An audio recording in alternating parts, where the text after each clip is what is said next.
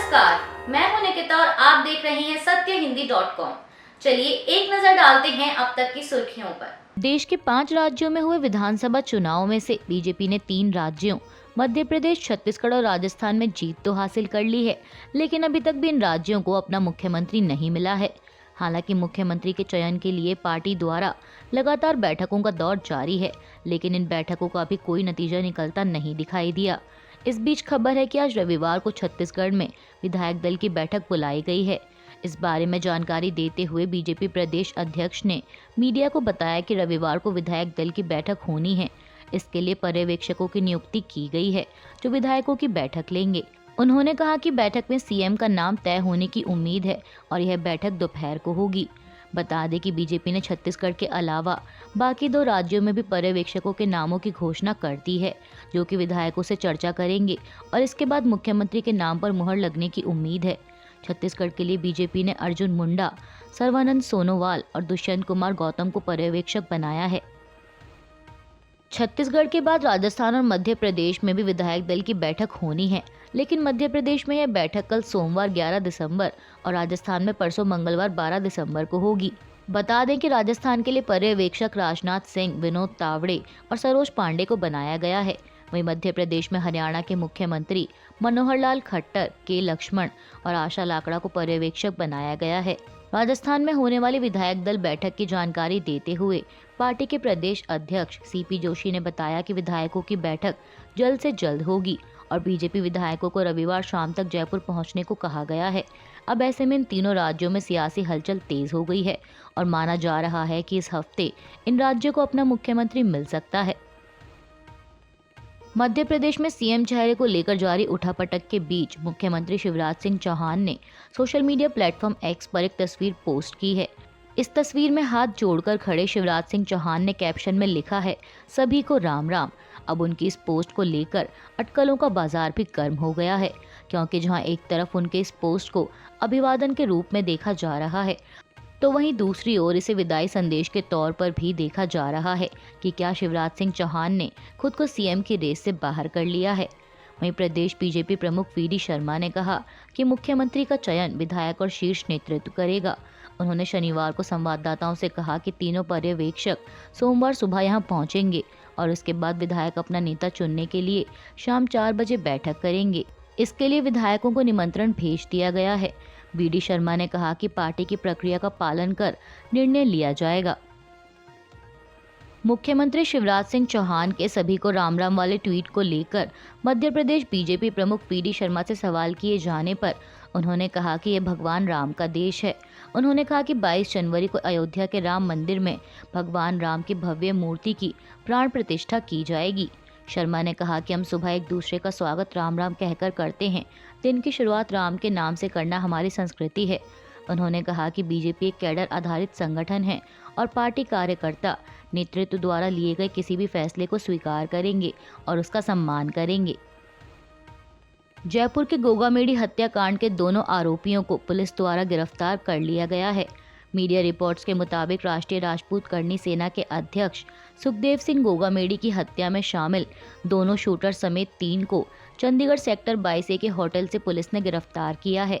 फिलहाल तीनों आरोपियों को Delhi police crime branch Delhi लेकर पहुंची है, जिसके बाद उन्हें जयपुर ले जाया जाएगा। बता दें कि सुखदेव सिंह गोगामेडी की उन्हीं के घर में गोली मारकर हत्या कर दी गई थी, जिसे लेकर उनके समर्थकों द्वारा खूब विरोध प्रदर्शन किया गया। हालांकि पुलिस द्वारा आरोपियों की गिरफ्तारी का आश्वासन दिए जाने के बाद यह विरोध प्रदर्शन शांत हो गया। इस बीच खबर है कि गोगामेडी की पत्नी शीला शेखावत ने आरोपियों के एनकाउंटर की मांग की है। आज तक की एक रिपोर्ट के मुताबिक शीला शेखावत ने कहा कि एक शेर को घर में घुसकर धोखे से मारा गया है, हमें इसका इंसाफ चाहिए। उन्होंने कहा कि अपराधियों का एनकाउंटर होना चाहिए, इसके अलावा मेरी कोई और मांग नहीं है। कांग्रेस के राज्यसभा सांसद धीरज साहू की संपत्ति उनके लिए मुश्किल खड़ी करती दिख रही है। मीडिया रिपोर्ट्स के मुताबिक उनके ठिकानों से मिली बेहिसाब दौलत की गिनती चौथे दिन भी जारी है और अभी 136 बैग्स ऐसे और हैं जिनमें भरे कैश की काउंटिंग होनी है। इस बीच खबर है कि उनकी पार्टी कांग्रेस भी उनसे किनारा करती दिख रही है। दरअसल पार्टी महासचिव जयराम रमेश ने सोशल मीडिया प्लेटफॉर्म एक्स पर लिखा है कि सांसद धीरज साहू के बिजनेस से भारतीय राष्ट्रीय कांग्रेस का कोई लेना देना नहीं है। उन्होंने लिखा कि ये सिर्फ साहू ही बता सकते हैं और उन्हें यह स्पष्ट भी करना चाहिए कि कैसे आयकर अधिकारियों द्वारा कथित तौर पर उनके ठिकानों से इतनी बड़ी मात्रा में कैश बरामद किया जा रहा है। सूत्रों के मुताबिक धीरज साहू के ठिकानों से अब तक 300 करोड़ का कैश जब्त किया जा चुका है और अभी भी नोटों की गिनती जारी है। जम्मू कश्मीर से आर्टिकल 370 और 35A को निरस्त किए जाने को लेकर इसका विरोध करने वाली याचिकाओं पर सुप्रीम कोर्ट कल सोमवार 11 दिसंबर को फैसला सुनाएगा। बता दें कि पिछली सुनवाई के दौरान सीजीआई की अध्यक्षता वाली 5 सदस्यीय बेंच ने 5 सितंबर को फैसला सुरक्षित रख लिया था। वहीं अब कल सोमवार को आने वाले फैसले को लेकर राजनीतिक गलियारों में भी हलचल तेज हो गई है। इस बीच नेशनल कॉन्फ्रेंस के उपाध्यक्ष उमर अब्दुल्ला ने एक बार फिर खुद को नजरबंद किए जाने की आशंका जताई है। उन्होंने एक जनसभा को संबोधित करते हुए कहा कि आर्टिकल 370 को लेकर आने वाले फैसले के बारे में किसी को नहीं पता और ना ही कुछ कहा जा सकता है, लेकिन उनके हिसाब से सरकार को उन्हें नजरबंद करने के लिए कोई भी बहाना चाहिए और ये बहाना सरकार को मिल गया है। आपको बता दें कि सरकार ने 5 अगस्त 2019 को जम्मू कश्मीर को विशेष दर्जा देने वाले आर्टिकल 370 और 35A को निरस्त कर दिया था, जिसके खिलाफ जम्मू कश्मीर के 2 प्रमुख राजनीतिक दलों नेशनल कॉन्फ्रेंस और पीडीपी के नेता समेत अन्य ने सुप्रीम कोर्ट में याचिका दाखिल की थी। आर्टिकल 370 पर कल सोमवार को आने वाले सुप्रीम कोर्ट के फैसले को लेकर पीडीपी प्रमुख महबूबा मुफ्ती ने भी प्रतिक्रिया दी है। उन्होंने अनंतनाग जिले के बिजबिहाड़ा में कार्यकर्ताओं को संबोधित करते दौरान कहा कि सुप्रीम कोर्ट ने पहले ही इस मामले को सुनने में 5 साल लगा दिए और दूसरा, उसके बाद खुद सुप्रीम कोर्ट में कई पुराने फैसले जो इसे लेकर आए हैं उनमें कहा गया है कि 370 को जम्मू कश्मीर की संविधान सभा के बगैर कोई नहीं हटा सकता। महबूबा मुफ्ती ने कहा कि इसमें यह होना चाहिए कि जो 5 अगस्त 2019 को किया गया वह गैर कानूनी था और संविधान और जम्मू कश्मीर के खिलाफ था। साथ ही उन्होंने बताया कि उन्हें पता चला है कि शुक्रवार रात से उनके कार्यकर्ताओं की लिस्ट पुलिस थानों के जरिए ली जा रही है। पीडीपी प्रमुख ने कहा कि ऐसा लगता है कि ऐसा फैसला आने वाला है जो जम्मू कश्मीर के बजाय सिर्फ बीजेपी के हक में हो, इसलिए एहतियाती कदम उठाए जा रहे हैं। इसका मुझे अफसोस है। कई कार्यकर्ताओं को पुलिस स्टेशनों से फोन भी आया और उन्हें थाने बुलाया गया है। इजराइल और हमास में 2 महीने से जारी युद्ध के बीच भारतीय विदेश मंत्री एस जयशंकर ने फिलिस्तीनी प्रधानमंत्री से बात की। इस बात की जानकारी विदेश मंत्री द्वारा सोशल मीडिया प्लेटफॉर्म एक्स के जरिए दी गई। उन्होंने कल शनिवार को बताया कि आज शाम फिलिस्तीनी प्रधानमंत्री मोहम्मद शतीह से बात की। उन्होंने गजा और वेस्ट बैंक दोनों की स्थिति पर गहरी चिंता व्यक्त की है। विदेश मंत्री ने बताया कि उन्होंने फिलिस्तीन पर भारत की लंबे समय से चली आ रही स्थिति को दोहराया और संपर्क में बने रहने पर सहमति व्यक्त की है। बता दें कि हमास और इस्राइल में 7 अक्टूबर को शुरू हुए युद्ध को 2 महीने से ज्यादा का समय बीत चुका है और इस युद्ध में अब तक 16,000 से अधिक लोगों की मौत हो गई है।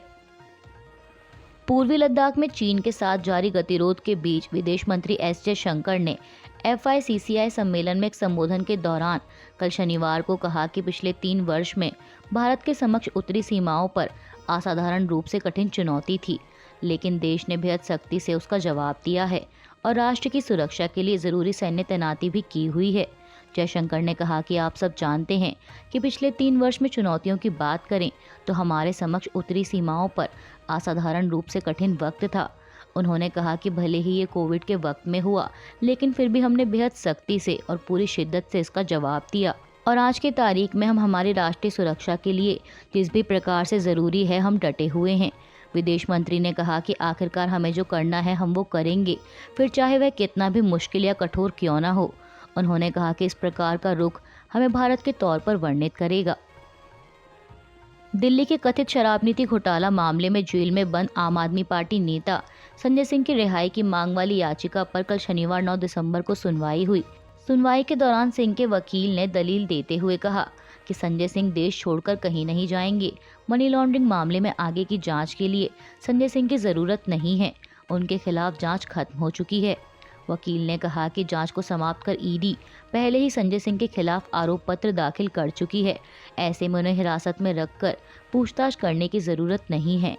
वहीं ईडी ने कोर्ट से कहा कि अभी जांच जारी है, अगर संजय सिंह को जमानत पर रिहा किया गया तो वह जांच में बाधा डाल सकते हैं और सबूतों के साथ छेड़छाड़ कर सकते हैं। वहीं अब मामले की अगली सुनवाई अदालत 12 दिसंबर को करेगी। चक्रवाती तूफान मिचोंग ने न सिर्फ तमिलनाडु और आंध्र प्रदेश में तबाही मचाई है, बल्कि इसका प्रभाव पश्चिम बंगाल तक पड़ा है। इसके प्रभाव से पश्चिम बंगाल के कुछ जिलों में हुई बारिश के कारण किसानों की फसल को नुकसान पहुंचा है। अब इसे लेकर राज्य में विपक्ष के नेता शुवेंदु अधिकारी ने ममता सरकार से प्रभावित किसानों को राहत और सहायता प्रदान करने की अपील की है। प्रदेश के मुख्य सचिव HK द्विवेदी को लिखे पत्र में अधिकारी ने कहा कि लगातार बारिश के कारण आलू किसानों को कठिनाइयों का सामना करना पड़ रहा है, क्योंकि उनके खेत जलमग्न हो गए हैं और ज्यादा संभावना है कि उनकी फसल पानी में खराब हो जाएगी। अधिकारी ने लिखा कि राज्य सरकार की ओर से असामयिक बारिश के बारे में पहले से जानकारी देने वाले जागरूकता अभियान की कमी के कारण जिन धान किसानों की फसल अभी तक नहीं कटी है, वे भी अधिक वित्तीय नुकसान की ओर बढ़ रहे हैं। उन्होंने सुझाव दिया कि सरकार को तत्काल निरीक्षण कर यह आकलन करना चाहिए कि किसानों को प्रति क्विंटल कितना मुआवजा देना होगा। साथ ही शुवेंदु अधिकारी ने ऋणों के पुनर्मूल्यांकन का भी सुझाव दिया और किसानों को हुए वित्तीय नुकसान को ध्यान में रखते हुए पुनर्भुगतान प्रक्रिया में छूट की पेशकश की। असम की हेमंत बिस्वा शर्मा सरकार ने राज्य में स्वदेशी असमिया मुसलमानों का सामाजिक आर्थिक मूल्यांकन कराने को मंजूरी दे दी है। मीडिया रिपोर्ट्स के मुताबिक यह मूल्यांकन अल्पसंख्यक मामलों और 4 क्षेत्रों के निदेशालय की ओर से किया जाएगा। बता दें कि यह फैसला CM शर्मा की अध्यक्षता में हुई कैबिनेट की बैठक में लिया गया। असम सरकार की ओर से 5 समुदायों को स्वदेशी असमिया मुस्लिम के रूप में मान्यता दिए जाने के 1.5 साल बाद कैबिनेट ने यह निर्णय लिया है। गौरतलब है कि CM शर्मा के नेतृत्व वाली सरकार ने अक्टूबर महीने में स्वदेशी मुस्लिम समुदायों का सामाजिक आर्थिक मूल्यांकन करने की प्लानिंग की घोषणा की थी। CM शर्मा ने एक पोस्ट में कहा कि ये निष्कर्ष सरकार को राज्य के स्वदेशी अल्पसंख्यकों के व्यापक सामाजिक, राजनीतिक और शैक्षिक उत्थान के उद्देश्य से उपयुक्त उपाय करने के लिए मार्गदर्शन करेंगे। तेलंगाना में विधानसभा के प्रोटेम स्पीकर के रूप में AIMIM नेता अकबरुद्दीन ओवैसी की नियुक्ति पर हो रहे विरोध के बीच राज्य के मंत्री और कांग्रेस नेता उत्तम कुमार रेड्डी ने कहा कि यह एक सामान्य प्रक्रिया है और कांग्रेस पार्टी ने वही किया जो करना सही था।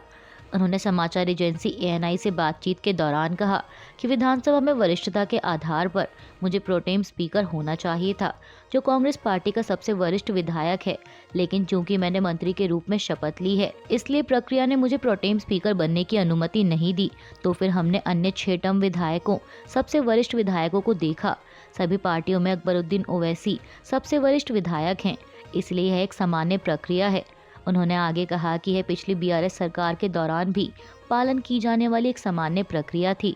कांग्रेस नेता ने इस बात पर भी जोर दिया कि जो सही था उसके आधार पर निर्णय लिया गया है, किसी एक्सटर्नल फैक्टर के कारण ऐसा नहीं किया गया। राष्ट्रपति द्रौपदी मुर्मू कल सोमवार और परसों मंगलवार को 2 दिवसीय लखनऊ दौरे पर रहेंगी। ऐसे में उनके कार्यक्रम के मद्देनजर सुरक्षा के कड़े इंतजाम किए गए हैं। मीडिया रिपोर्ट्स के मुताबिक कार्यक्रम स्थल इंदिरा गांधी प्रतिष्ठान और divine heart and multi speciality hospital के आसपास का एरिया नो फ्लाइंग जोन घोषित किया गया है, यानी इन दोनों स्थलों के आसपास कोई प्राइवेट ड्रोन नहीं उड़ा सकेगा और यदि ऐसी कोई वारदात होती है तो ऐसा करने वालों पर कार्रवाई की जाएगी। अभी के लिए बस इतना ही। बाकी की खबरों के लिए जुड़े रहिए सत्यहिंदी.com के साथ।